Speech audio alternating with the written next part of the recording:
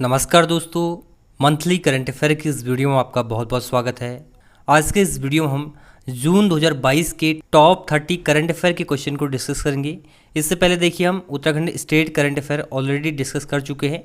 अगर आपने अभी तक वो वीडियो नहीं देखी तो नीचे डिस्क्रिप्शन में लिंक मिल जाएगा, वहाँ से आप उसे देख सकते हैं। तो चलिए आज के इस वीडियो को स्टार्ट करते हैं। आज का हमारा पहला क्वेश्चन है, हाल ही में किसे नीति आयोग का नया मुख्य कार्यकारी अधिकारी यानी कि चीफ एग्जीक्यूटिव ऑफिसर सीईओ नियुक्त किया गया है? तो ऑप्शन आपके सामने है। इस प्रश्न का सही जवाब है परमेश्वरन अय्यर। ठीक है, ऑप्शन नंबर सी इसका सही जवाब हो जाएगा। इनको जो है हाल ही में नीति आयोग का सीईओ नियुक्त किया गया है। काफ़ी ज़्यादा महत्वपूर्ण क्वेश्चन है। इन्होंने स्थान लिया है अमिताभ कांत का। नीति आयोग की बात करें तो इसकी स्थापना होती है 1 जनवरी 2015 को और इसको योजना आयोग की जगह लाया जाता है।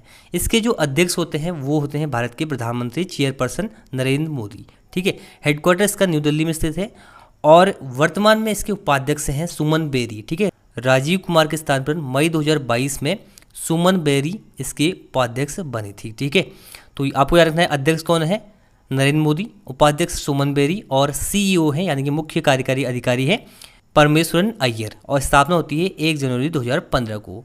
तो इस क्वेश्चन से आपको इतना याद रखना है।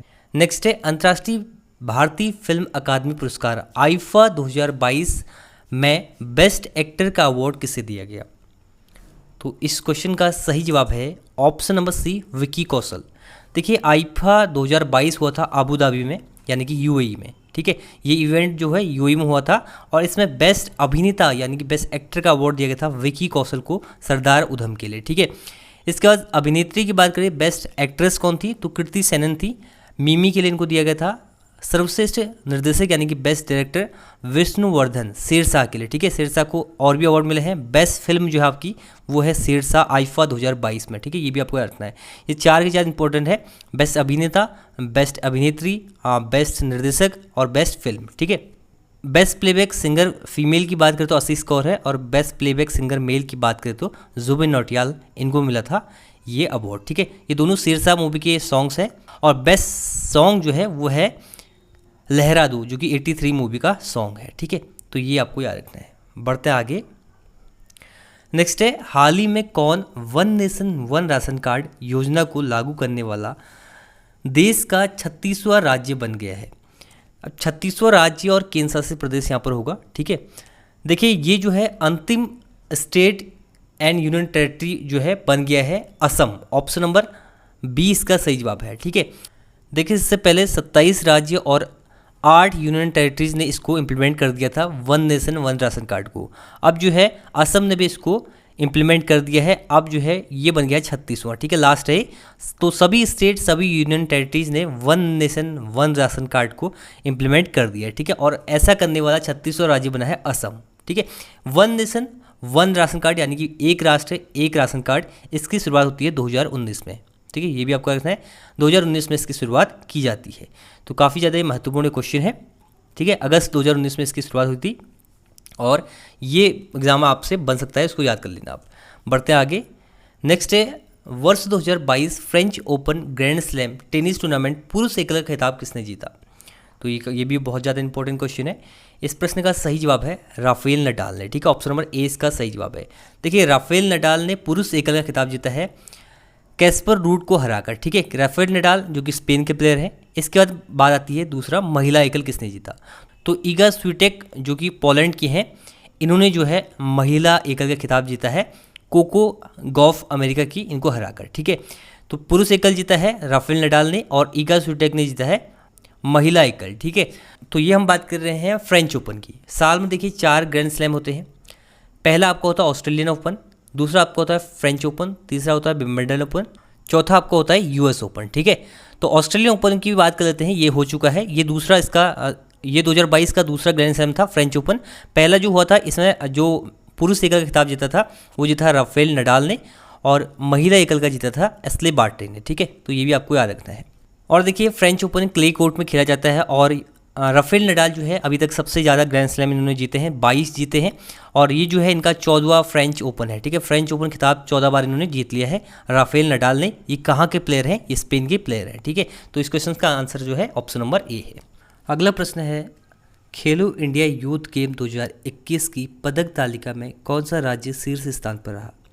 तो देखिए, खेलो इंडिया यूथ गेम 2021 इसलिए हम इसको कह रहे हैं क्योंकि 2021 का इवेंट है, 2021 में पोस्टपोन हो गया था, इसलिए जो है 2022 में हो रहा है। इसमें जो है शीर्ष स्थान पर आया है हरियाणा। ठीक है, ऑप्शन नंबर सी इसका सही जवाब है। अब ये कहाँ पर हुए हैं खेलो इंडिया यूथ गेम? ये हुए हैं आपके हरियाणा के पंचकुला में। ठीक है, बड़ी संख्या में यहाँ पर आयोजित हुए हैं, बाकी और भी जगह भी हुए हैं कुछ कुछ इवेंट इसके। ठीक है, लेकिन आपको ये याद रखना कि हरियाणा के पंचकुला में जो है ये ज़्यादातर इवेंट यहीं पर हुए इसके। कब से कब तक चला? ये 4 जून से स्टार्ट हुआ था और 13 जून तक ये चला है। ठीक है, खेलो इंडिया यूथ गेम की बात करें, इसकी शुरुआत होती है 2018 में। कब होती है इसकी शुरुआत? 2018 में। पहला इवेंट इसका दिल्ली में ही होता है, न्यू दिल्ली में। और जो ये न्यू दिल्ली में इवेंट हुआ था 2018 में, इसमें भी सबसे ज़्यादा मेडल जो है किसने जीते थे? हरियाणा ने। इसके बाद इसका 2019 का इवेंट होता है पुणे में, और 2020 का इवेंट होता है इसका गुवाहाटी असम में। 2021 का कहाँ पर हुआ है? 2021 का आपको हुआ है हरियाणा में, चौथा एडिशन है।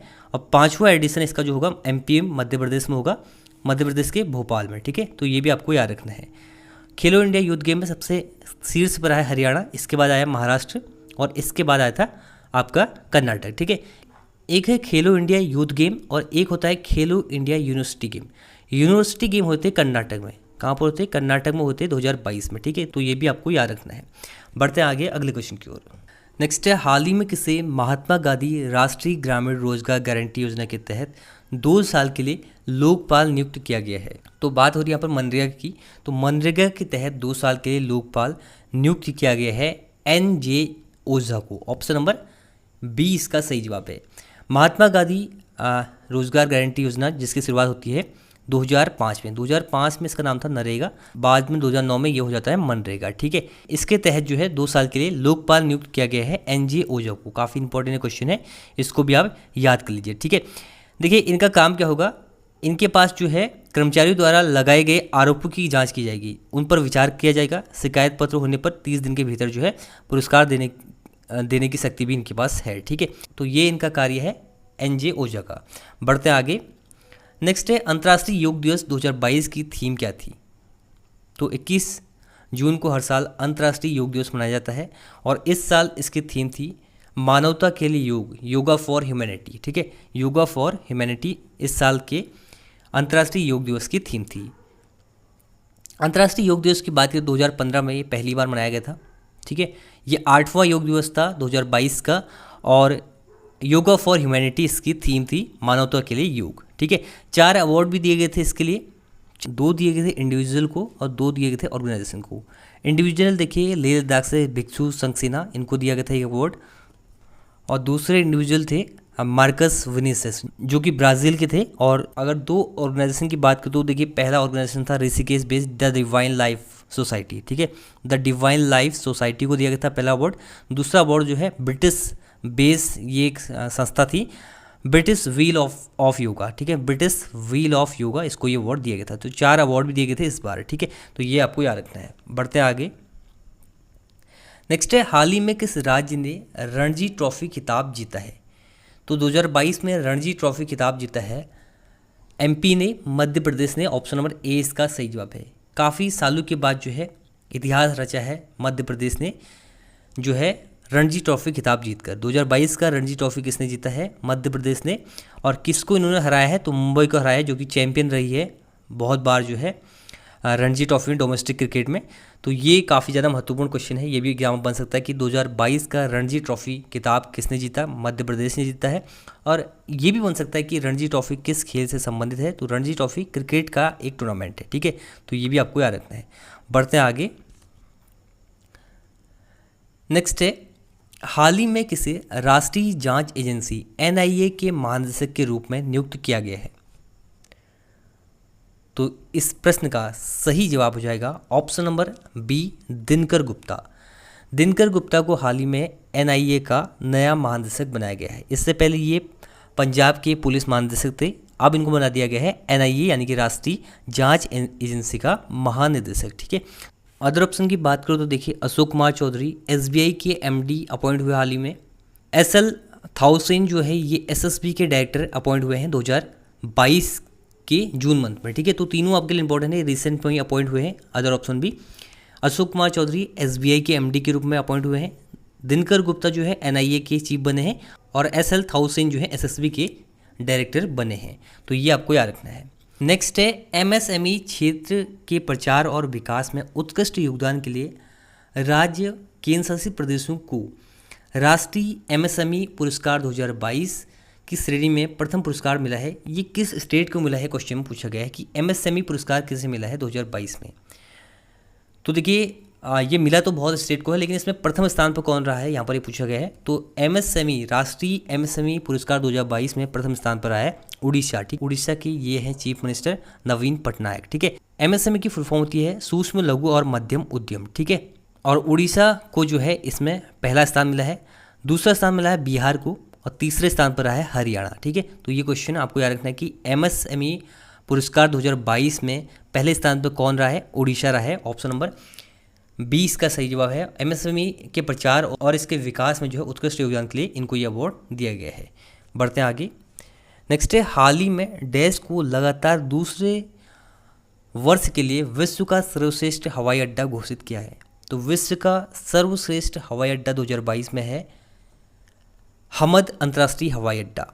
ऑप्शन नंबर ए इसका सही जवाब है।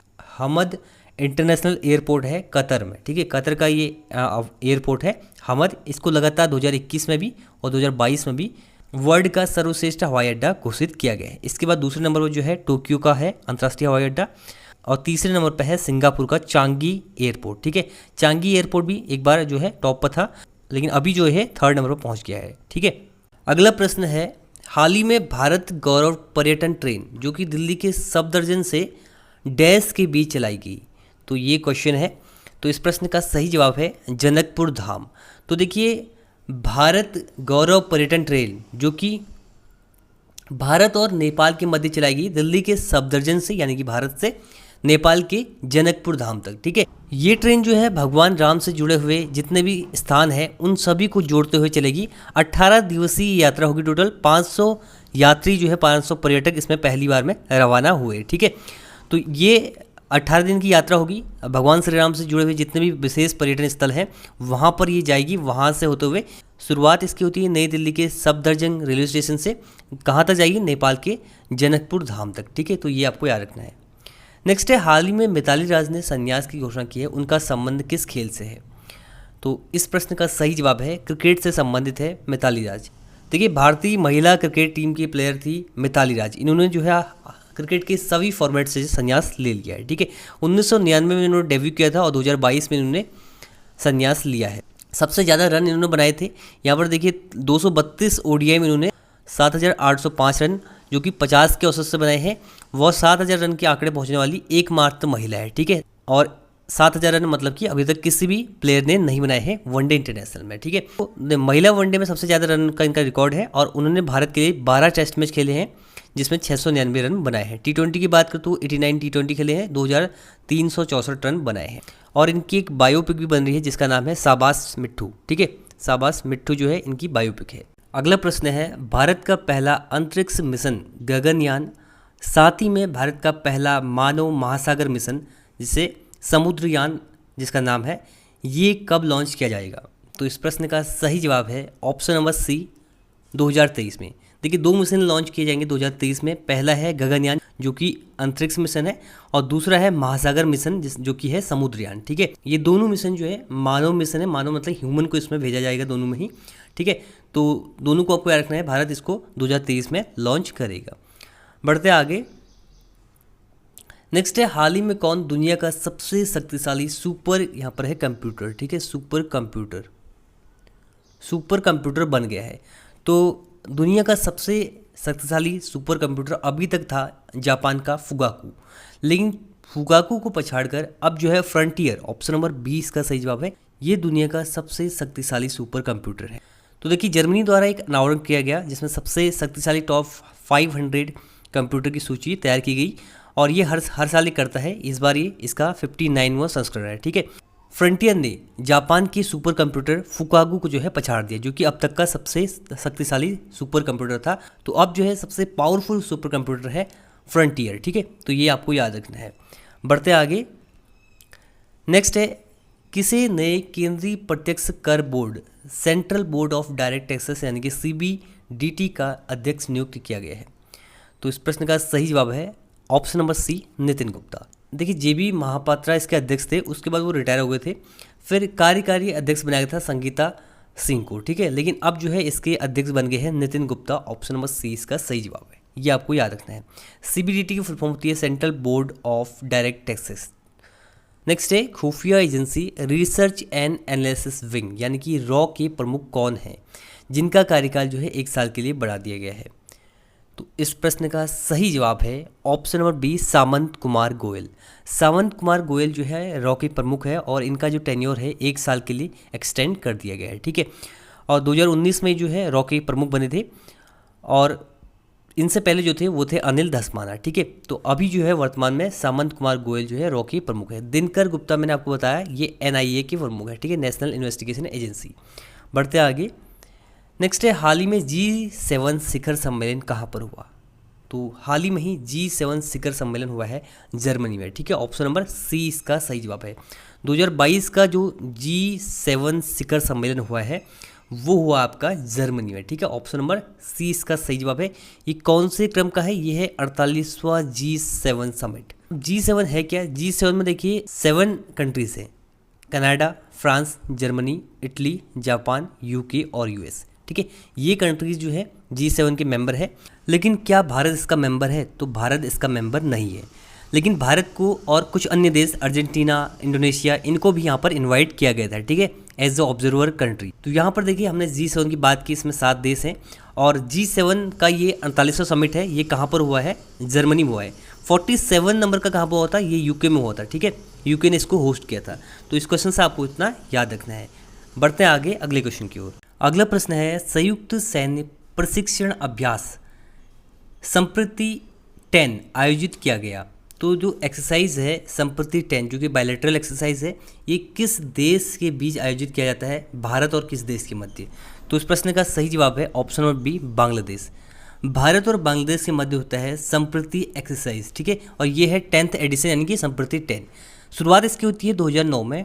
ये आपको याद रखना है कि भारत और बांग्लादेश के मध्य द्विपक्षीय रक्षा सहयोग बायलैटरल मिलिट्री एक्सरसाइज जो होती है जिसका नाम है संप्रति, ठीक है।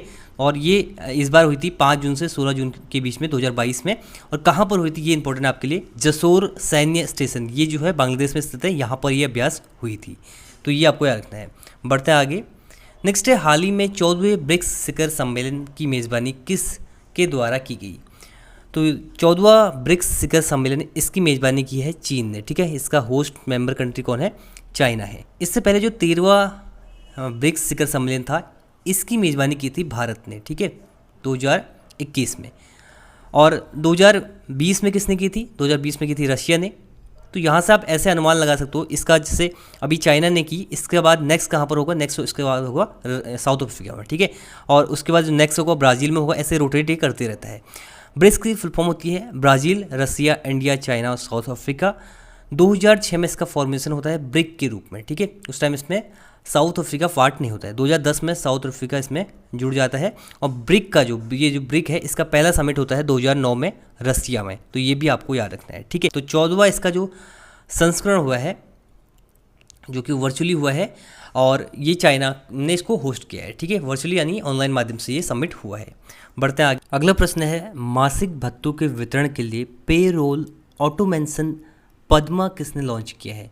तो देखिए इस प्रश्न का सही जवाब है हाल ही में ही मासिक भत्तों के वितरण के लिए जो पे रोल ऑटोमेशन पेमेंट सिस्टम है ये लॉन्च किया है भारतीय तटरक्षक बल ने, इंडियन कोस्ट गार्ड ने। ऑप्शन नंबर सी इसका सही जवाब है। तो इसको देखिए लॉन्च किया गया है रक्षा लेखा महानियंत्रक द्वारा।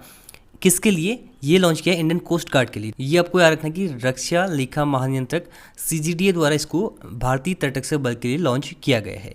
अब ये है क्या पद्मा? तो इसको जो है आत्मनिर्भर भारत के तहत लॉन्च किया गया है। इसकी फुल फॉर्म होती है payroll automation for disbursement of monthly allowances. PADMA इसका शॉर्ट नेम आप कह सकते हैं। तो ये जो है लॉन्च किया गया है, ठीक है। तो ये आपको याद रखना है। नेक्स्ट है हाल ही में UPI और रुपे कार्ड सेवाओं के लिए भारत ने किस देश के साथ MOU पर हस्ताक्षर किए हैं? तो देखिए रुपे और UPI के लिए भारत ने फ्रांस के साथ। ऑप्शन नंबर 20 का सही जवाब है, इसके साथ जो है हमने एमओयू साइन किया है। ठीक है, यूपीआई की बात करें, देखिए बहुत सारे देश यूपीआई भी यूज़ करने लग गए हैं, जैसे आपका भूटान हो गया, नेपाल हो गया, यूएई हो गया, ये सभी देश जो है यूपीआई का इस्तेमाल करते हैं और बाकी रुपे कार्ड को भी एक्सेप्ट करते हैं। तो अभी जो है इंडिया ने एमओयू साइन किया है यूपीआई और रुपे कार्ड के लिए फ्रांस के साथ, ये आपको याद रखना है। ठीक है, नेक्स्ट है, हाल ही में भारत का चौथा खाद्य सुरक्षा सूचकांक किसके द्वारा जारी किया गया? तो इस प्रश्न का सही जवाब है option number B, Mansukh Mandaviya. Mansukh Mandaviya वर्तमान में केंद्रीय स्वास्थ्य मंत्री है, इन्हीं के द्वारा जो है भारत का चौथा खाद्य सुरक्षा सूचकांक जारी किया गया। इसकी शुरुआत होती है इस सूचकांक की 2018-19 में। ठीक है, ये जो है 2021-22 का भी लॉन्च किया गया है सूचकांक। ठीक है, और इसके बारे में बात करें तो देखिए भारतीय खाद्य सुरक्षा मानक प्राधिकरण FSSAI ने जो है 5 खाद्य सुरक्षा श्रेणियों में राज्यों के प्रदर्शन के आकलन के आधार पर रिपोर्ट जारी करता है। ठीक है, 2021 की ये रेटिंग है। इसमें अगर बड़े राज्यों की बात करें तो तमिलनाडु जो है टॉप पर आया है बड़े राज्यों की श्रेणी में, 17 बड़े राज्यों में, और छोटे राज्यों की बात करें तो छोटे राज्यों में गोवा टॉप पर आया है। ठीक है, छोटे राज्यों में गोवा ने टॉप किया है और बड़े राज्यों में तमिलनाडु ने इसमें टॉप किया है, तो ये आपको याद रखना है। अगला प्रश्न है, इकोनॉमिस्ट इंटेलिजेंस यूनिट EIU द्वारा जारी ग्लोबल लाइबिलिटी इंडेक्स 2022 में कौन सा शहर शीर्ष पर आया है?